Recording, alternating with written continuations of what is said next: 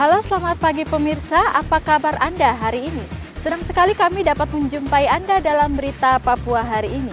Saya Yuni Rumbaran bersama tim redaksi telah menyiapkan sejumlah berita menarik dan aktual untuk Anda. Berikut 3 berita utama.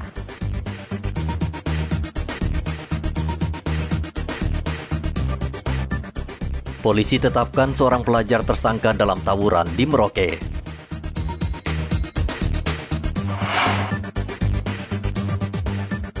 Ribuan relawan abai prokes saat antri terima honor.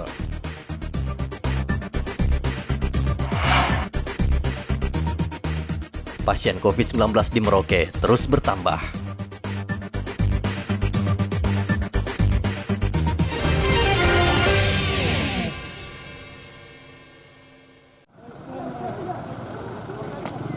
Polisi menetapkan satu tersangka dalam kasus perusakan sekolah saat tawuran yang terjadi di Merauke Senin lalu. Tersangka merupakan provokator yang pemicu tawuran. Ia juga lebih dulu menyerang siswa SMA Negeri 1 Merauke dan merusak kaca sekolah. Wakapolres Merauke Kompol Leonard Yoga mengatakan saat ini pelaku masih berada di Mapolres untuk menjalani pemeriksaan.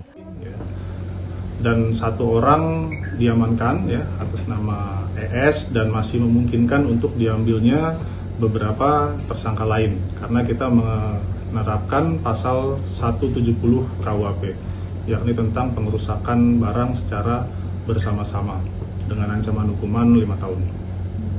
Oh, berarti diproses ya? Ya, akan kita proses karena ini merupakan kejadian yang sudah berulang ya. Kita memberikan efek jera ya, dan memberikan pembelajaran bagi orang-orang yang mungkin berpotensi untuk mengulang kejadian serupa agar tidak terjadi ya. Kita yang inginnya Merauke ini kan aman, bebas dari aksi-aksi seperti itu. Masih ada kemungkinan pelaku lain? Iya, tentu saja. Karena penerapan pasal 170 tentu saja dilakukan bersama-sama. Ya, tapi sementara yang dilakukan penahanan ini saudara kita satu orang berinisial ES. Oh, ditahan ya? Ya. Modusnya ini dendam begitu Pak? Iya, jadi kemungkinan seperti itu ya. Seperti yang tadi saya bilang dari sisi kejadian-kejadian sebelumnya memang ada kan keterlibatan. Nah, ini kita masih dalami nih keterlibatan juga oknum-oknum dari alumninya. Ya, karena ada indikasi juga terlibat entah itu sebagai pelaku maupun provokator. Kita sedang dalami. Begitu. Wakapolres juga mengatakan tidak menutup kemungkinan jumlah tersangka akan bertambah. Sebelumnya tawuran pecah antara SMA Negeri 1 dan STM Antonius. Kedua siswa saling lempar batu, bahkan sebagian kedapatan membawa senjata tajam jenis parang. Kedua sekolah ini memang sudah sejak lama bermusuhan. Muhammad Ridwan melaporkan dari Merauke, Papua. Honor untuk para relawan PON akhirnya cair dan mulai dibagikan Selasa kemarin. Ribuan relawan berdesakan antri untuk mendapatkan honor mereka yang dibagikan di kantor Kesbang Pol Merauke. Relawan yang sudah tidak sabar ini akhirnya tidak lagi memperhatikan protokol kesehatan. Bupati Merauke Romanus Baraka secara simbolis memberikan buku tabungan dan selanjutnya honor ditransfer ke rekening masing-masing relawan. Peter, salah seorang relawan, mengaku bisa bernafas lega karena sudah lama menunggu kepastian pencairan honor. Ini saya lama menunggu toh, sekarang sudah dapat bagaimana ini? Rasanya senang. Nah, dapat berapa ini? Ini dapat 66 juta. 66 juta ya. Kemarin di bidang apa? Di bidang Sarpas. Sarpas ya. Dan rencananya uangnya mau diapakan ini? Kemudian BNI dan usaha. Usaha ya. Bupati Merauke berharap bisa dimanfaatkan misalnya untuk membuka usaha. Sesuai konfirmasi saya dari Bank Mandiri dan BNI, total sudah bisa online 1 kali 24 jam. Dari sini sudah bisa. Dan kamu harus urusan ATM ya. Sampai sana antri pelan-pelan. Tetapi yang Bank Papua, entry data lain masih masuk, diberi jaminan nanti di atas jam 9 sudah selesai seluruhnya. Sudah bisa buy ATM. Ada 1.988 relawan yang menerima honor dari hasil kerja mereka membantu panitia PON ke-20. Masing-masing menerima 6 juta rupiah untuk 20 hari kerja selama pelaksanaan PON Papua berlangsung. Muhammad Ridwan melaporkan dari Merauke, Papua. saat ini sudah di Warga di Kampung Wayau, Distrik Kurik, Merauke sangat senang sekaligus bangga dengan didirikannya pos polisi di kampung tersebut. Kampung Wayau berjarak 140 km dari pusat kota dan warganya seringkali dirundung masalah kriminal. Bahkan ada beberapa kasus yang tidak terungkap dan didiamkan saja karena tidak ada polisi yang bisa menegakkan hukum di kampung ini. Mereka berharap Kampung Wayau bisa lebih aman, khususnya dari ulah para pemalak dan pemabuk yang kerap mengganggu keamanan dan ketertiban. Kita bangga karena selama 42 tahun kami tidak pernah memiliki pos dan setiap petugas ditugaskan di Anima Kampung Wayau hanya selalu menyewa, dan pada saat itu dan baru ini sejarah terjadi di Anima bahwa Bapak dan Pos Herian itu telah membangun Pol Anima begitu indah, dan masyarakat Anima 5 kampung itu semangat luar biasa. Dan saat ini juga kami merasa bangga karena dengan adanya pos baru, kami berharap ke depan tidak boleh lagi ada persoalan-persoalan yang terjadi. Cukup pos sudah berdiri berarti sudah menyelesaikan semua persoalan yang besok yang kecil apapun tidak boleh ada lagi. Dan pos ini menandakan bahwa masyarakat manusia Anima itu jangan hanya sebatas simbolis Anima, tetapi manusianya itu harus buktikan itu visi misi yang ada itu Anima manusia sejati. Jadi kita Malindi yang ada di distrik Anima 5 kampung harus sadar tidak boleh dari persoalan-persoalan rumah tangga pun ataupun persoalan yang ada di. Jadi kita harus sadar dengan adanya pos kita bangga, tidak boleh kita berjanji bahwa tidak boleh lagi ada masalah. Terima kasih. Kehadiran polisi di Kampung Wayau sudah lama ditunggu warga. Namun polisi juga menghimbau warga tidak berbuat onar dan ikut menjaga keamanan kampung. Muhammad Ridwan melaporkan dari Merauke, Papua.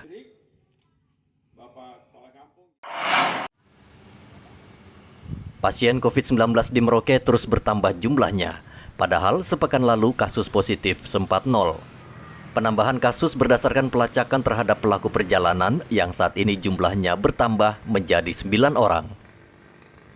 Pemda Merauke akan mengevaluasi bandara dan pelabuhan dengan memperketat penumpang yang masuk untuk menangkal penularan. Evaluasi dulu kenapa? Karena ternyata kita belum mendapatkan alasan betul. Kalau kemarin kan saya betul-betul sangat kritis sekali, sangat korporatif sekali untuk melihat ini. Tapi untuk dengan kasus yang lagi berkembang, untuk sementara Pak Dr. Neville masih kasih saya laporan bahwa misalnya 2 yang sudah itu masih dikategorikan membawa penyakit bawaan seperti itu. Makanya saya mau coba lihat dulu baik-baik. Kira-kira penyebabnya apa ini yang nanti kita urut kembali lagi. Pemda Merauke juga akan menambah petugas di setiap pintu masuk bandara dan pelabuhan. Selain itu, Satgas COVID-19 akan terus meningkatkan pelacakan terhadap setiap orang yang terakhir kontak dengan 9 pasien itu. Saat ini 9 pasien sudah dikarantina di Hotel Akad dan seluruh pasien tidak bergejala. Muhammad Ridwan melaporkan dari Merauke, Papua.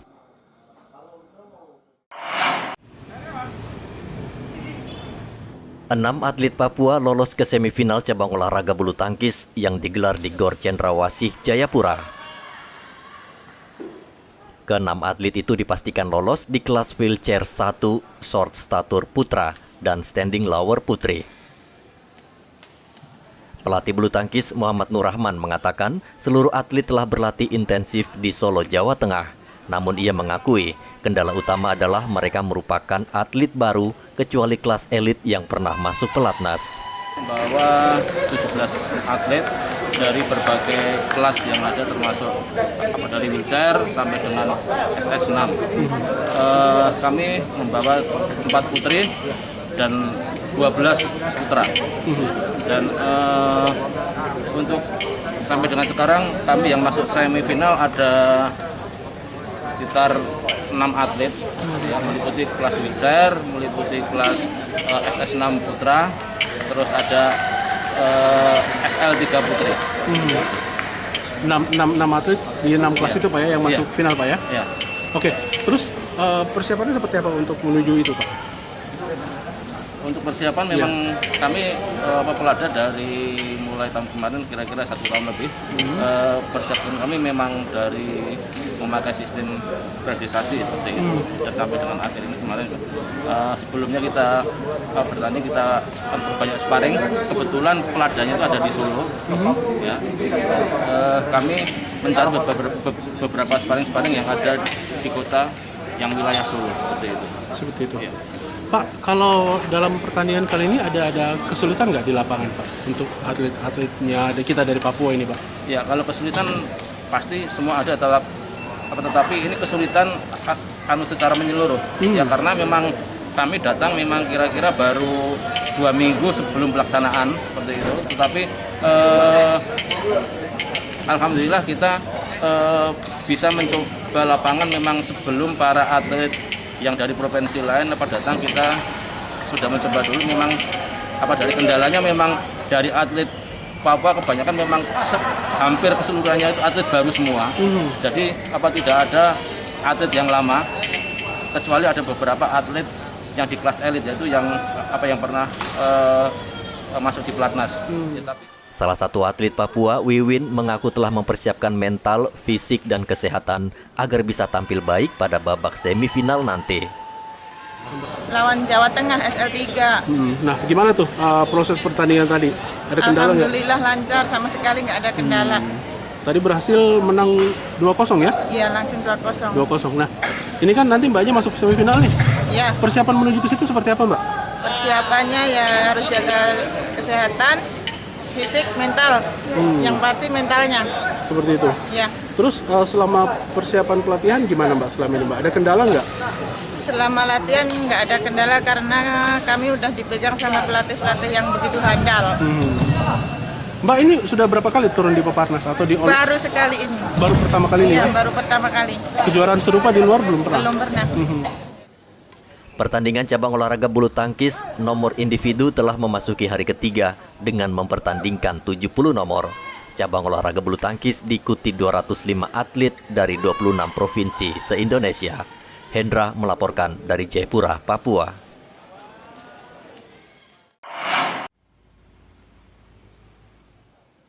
Atlet tenis lapangan kursi roda putri Papua menang mudah atas Yogyakarta di babak penyisihan di lapangan tenis Yansor Entrop Selasa kemarin. Sri Atun menundukkan lawannya dengan skor telak 8-0. Dengan kemenangan ini, Sri yang pernah berlaga di Asian Para Games 2011 lalu optimis bisa meraih medali emas untuk Papua di nomor lomba kelas elit. Pertama lawan Jogja, rasanya gimana? Saya udah memainkan pertandingan putri kelas elit. Saya melawan dari Yogyakarta, skor 8-0. Tadi pertandingannya gimana? Jalan pertandingan agak alot nggak? Oh ya, karena kan sih. Kayaknya dari skor kan kayaknya agak mudah, ya, 8-0. Iya. Berarti ya ada perlawanan sih. Tapi alhamdulillah saya bisa dapat. Pertandingan keduanya kapan? Pertandingan keduanya kapan? Besok. Besok. Optimis bisa menang lagi. Ya, besok melawan Banten. Ya, ini dulu Jabar. Di Jabar. Nah, ya, mudah-mudahan saya bisa memberikan yang terbaik lagi buat Papua. Targetnya sendiri apa? Ya, apa ya? Mas. Pinginnya emas sih. Pinginnya pokoknya yang terbaik buat Papua. Saingan terberat yang dilihat di event ini siapa? Ada sih. Dari mana? Tim sendiri lawannya mungkin nanti. Sama Papua juga? Sama-sama Papua nih kayaknya. Oh, siapa namanya? Ya. Siapa namanya? Daru. Ya, kayaknya. Sri masih membutuhkan minimal 1 kemenangan dari 2 laga di fase grup untuk mencapai babak semifinal. Pertandingan cabang olahraga tenis kursi roda lapangan melombakan 12 nomor pertandingan yang diikuti 7 provinsi. Hendra melaporkan dari Jayapura, Papua.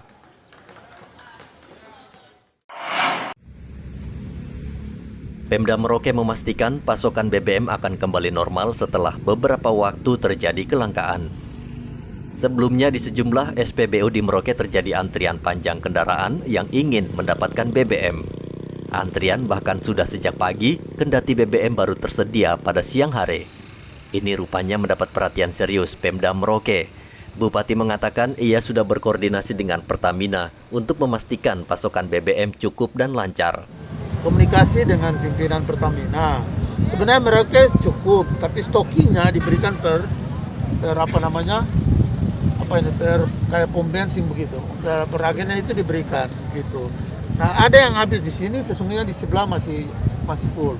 Jadi kalau untuk kelangkaan kita antisipasi sampai dengan Desember.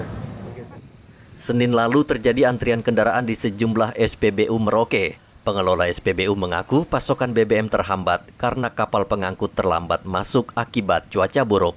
Pemda meminta warga tetap tenang dan tidak membeli BBM dalam jumlah besar karena justru bisa menyebabkan BBM langka di pasaran.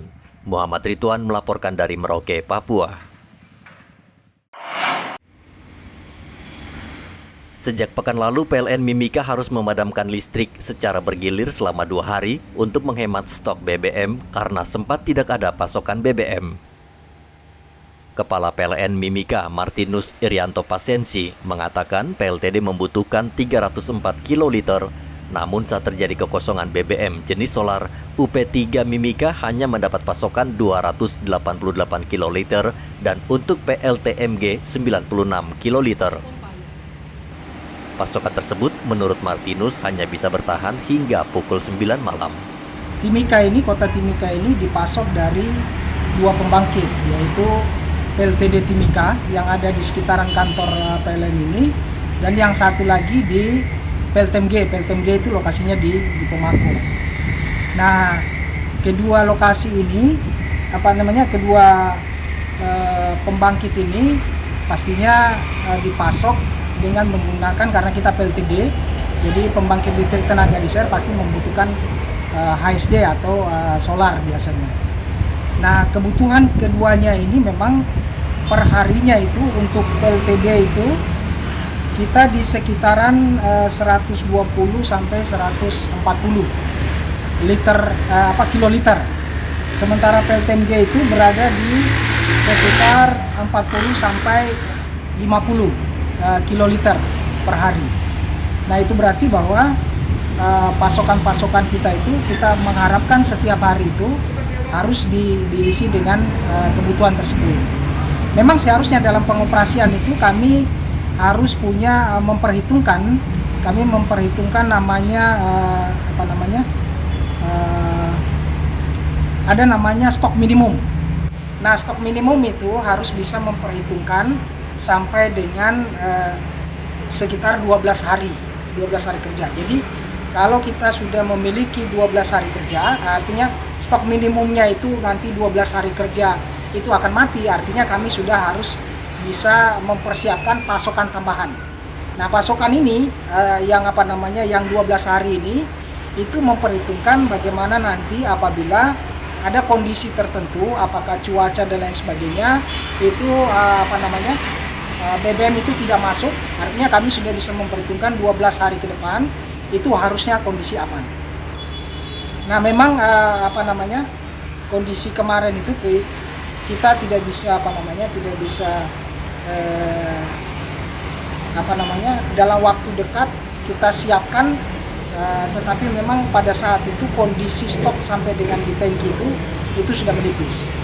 Jadi memang kenapa tindakan itu kami ambil hanya yang padam itu kami ambil hanya untuk membuat sampai dengan masuknya lagi BBM berikut itu kondisinya aman. Karena kita tahu bahwa mesin itu tidak boleh